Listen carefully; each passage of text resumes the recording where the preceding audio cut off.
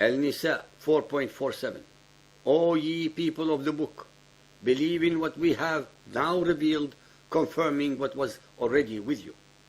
If, as Al-Khazm and other ignorant followers of Muhammad insist that the people of the book have corrupted their books, they could have done this only after Muhammad's Quran and not before, since this verse clearly shows that the Quran is confirming these same previous revelations and would not have done so if they had already been corrupted.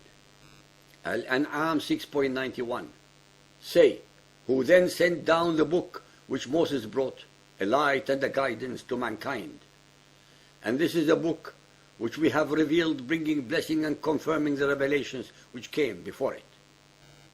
It would defy logic and intellect to believe that the Quran would have used corrupted books as confirmation of its own authenticity. Nowhere does the Quran ever imply that the texts of the scripture of the people of the book had been tampered with or corrupted.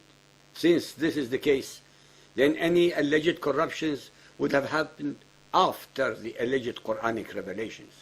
If so, then the Muhammadan accusers have an unenviable intellectual, theological, and historical magical act to perform. 1. They have to prove the most stupendous and massive literary editing ever performed in the history of humanity, that the Jews and Christians were able to alter the text of every single book of theirs all over the world, in every country, in all the languages that the Bible was written in, with the consent, agreement, and collusion of all the Jewish rabbis as well as all the Christian priests, without leaving a single copy of any original Bible. 2. To believe that the Jews and Christians were able to accomplish all the above without leaving a trace of such a conspiracy requires a human mind and intellect that also believes in flying elephants and that the moon is made of cheese. 3. The listeners should be aware that every commentary in every Quran attempting to explain the Quranic verses is based upon the very same allegedly corrupted Bibles. 4.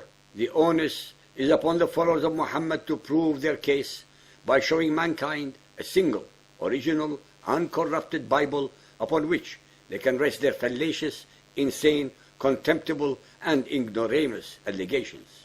It is the simple case of put up or shut up. When the followers of Muhammad had exhausted all manner of attacks and distractions to no avail, they resort to the violence of the ignorant thugs by heaping insults and profanities against us, thus attempting to relieve the enormous pressure on their indoctrinated and frustrated minds. Although the primary objective of our series has been to enlighten and educate the immense majority of people who had not been taught anything about the cult of Muhammad and Islam, we are gradually becoming well known all over the Muslim world.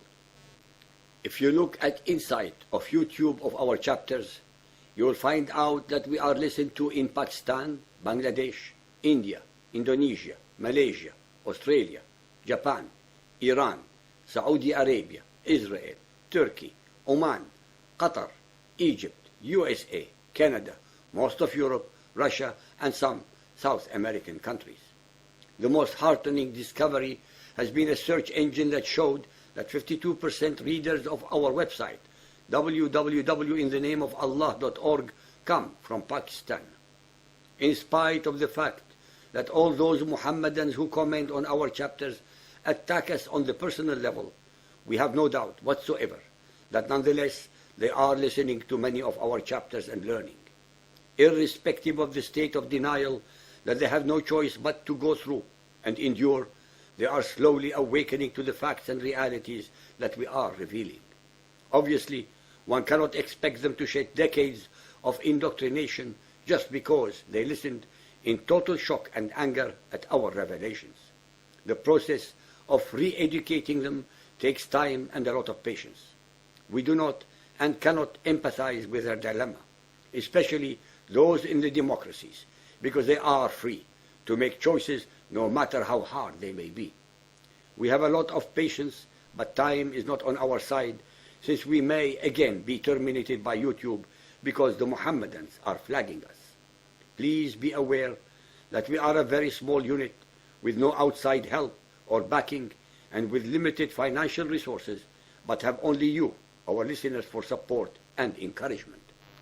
We have repeatedly requested from those who understand the purpose of our series to reward our hard work and efforts by spending a few minutes of their time to comment on our chapters, to rate and favorite them as a show of appreciation, and to counter the negative scores that our Satans berate our chapters.